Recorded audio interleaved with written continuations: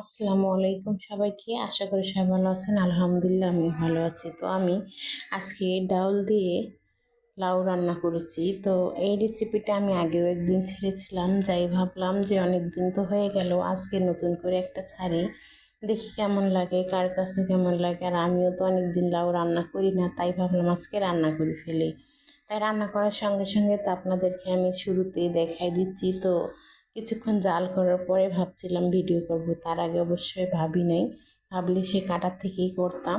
তো তারপরে তো ওই তো এখন বাকি মশলা দিয়ে আমি জাল করে নিচ্ছি সুন্দর করে। জাল করা হয়ে গেলে তো আমি এটা নামিয়ে ফেলবো, কিন্তু নামার আগে এটাকে আমার চেক করতে হবে লবণ হয়েছে কি না। তো লবণটা আমি চেক করে নিচ্ছি। নেওয়ার পরে এখন আমি এখানে গুঁড়া মশলা দিয়ে দেবো। ধনে জিরা গুঁড়া ছিল, ওটাই আমি দিয়ে দিচ্ছি।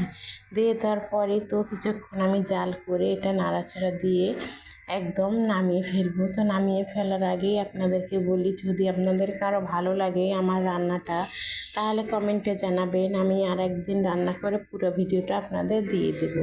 তো লাউ দিয়ে ডাল কিন্তু খুবই ভালো লাগে, আর আমি কখনো লাউ খেতাম না, এই লাউ খাওয়া শিখেছি আমি ডাল দিয়ে রান্না করে। তাই ভাবলাম যে যদি কারো কাছে ভালো লাগে অবশ্যই যেন আমাকে কমেন্ট করে।